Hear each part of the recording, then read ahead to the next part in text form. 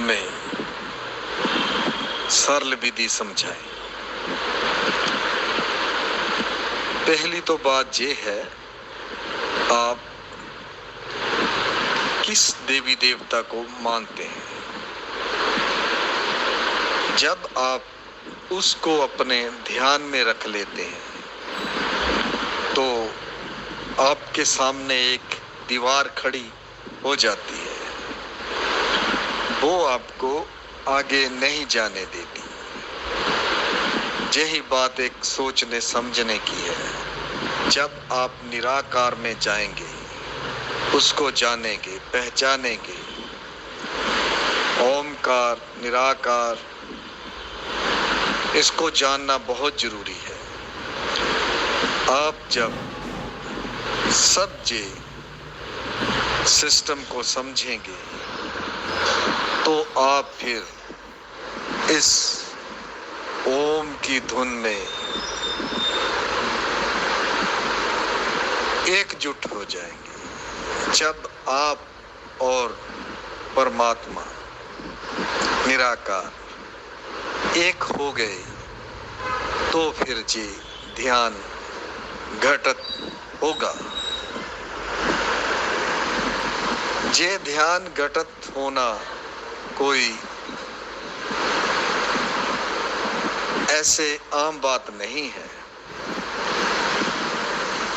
बहुत संत भक्तों की तो उम्र बीत जाती है। तो जब आप इस चक्कर से बाहर निकलेंगे तो अपने आप को जानेंगे। जब फिर आप ओमकार के ध्यान में बैठेंगे तो फिर आप अपने आप को खुला छोड़ देंगे। कोई भी अपने मन में विचार या कोई टेंशन नहीं रखेंगे तो फिर आप उसमें जब खो जाएंगे, देखिए जी समा तो लगता है। हमें भी जहां तक पहुंचने के लिए कम से कम 9-10 साल लगे हैं। आप बस इस बात को जान लीजिए, क्योंकि आप ही नहीं, पूरी दुनिया इस चक्कर में उलझी हुई है। जा तो कल्पना में, जा भटकना में। जो सच्चाई है उसे जानना नहीं चाहती, जहाँ उसे समझना नहीं आता। अगर हम बताते हैं तो उसे भी समझते नहीं।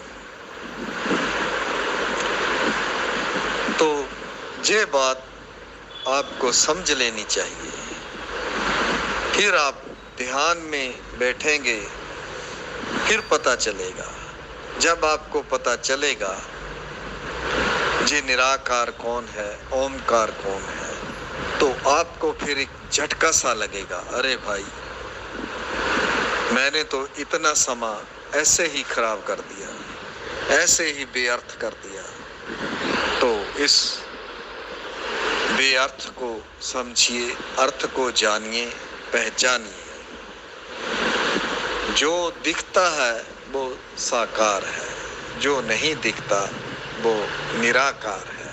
बस यही बात समझने की है। जो नहीं दिखता वो दिखता है, जो दिखता है वो नहीं दिखता। ये एक राज की बात है। जब आप इस राज की बात को समझेंगे तो आप जी सब कुछ जान जाएंगे। तो आप फिर अपने आप को एक दुनिया से अलग पाएंगे। तो फिर आपको बोध ज्ञान होगा, ब्रह्म ज्ञान होगा, आत्म ज्ञान होगा। यही तो बात समझने की है। सभी बोलते हैं आत्मा परमात्मा, आत्मा परमात्मा। किसी को पता ही नहीं आत्मा किसे कहते हैं, ये कैसे देखी जाती है। आप इसे समझिए, जानिए, ध्यान में बैठिए, तो फिर आपको ये पता चल जाएगा। जब तक आपको कोई बताता नहीं, अपने आप लगे रहोगे तो फिर भटकते रहोगे, भटकते रहोगे। इसके सिवाय आपको कुछ भी मिलने वाला नहीं है, क्योंकि ऐसे ही पूरी दुनिया भटकी हुई है।